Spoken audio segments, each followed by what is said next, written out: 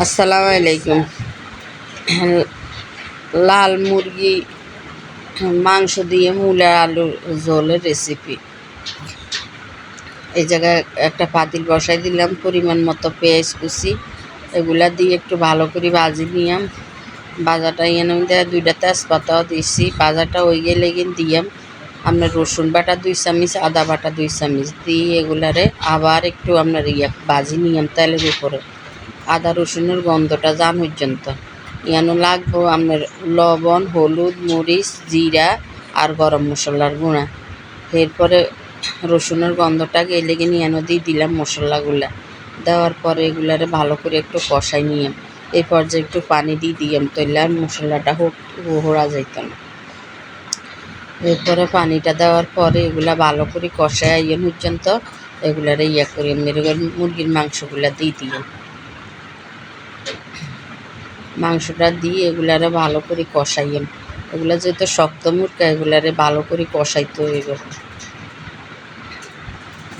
এরপরে এগুলার মধ্যে ভালো করে কষানো গেলে যে একটু পানি দিয়ে দিই পরিমাণ মতো, যেন এগুলা মাংসগুলো আগে একটু সিদ্ধ হয়।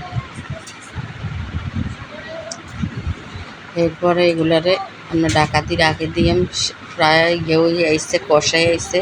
এবার মূলা, ফ্রোজেন করা মূলা ছিল, সিজনের টাইমে রাখছিলাম, আর আলু, 2টা আলু দিছিল আগে।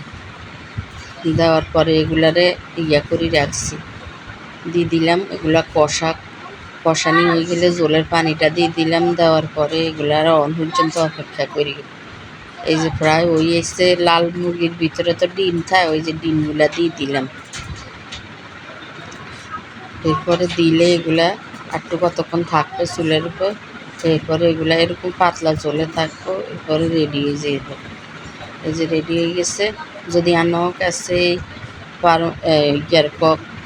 লাল মুরগি দিয়ে এইভাবে মূলা আলুর ঝোল খাইতে মন চায়, একবার হইল করে খাইছি। যদি ভালো লাগে তাহলে একটা লাইক, কমেন্ট, শেয়ার, সাবস্ক্রাইব করে দিয়েন। আসসালামু আলাইকুম।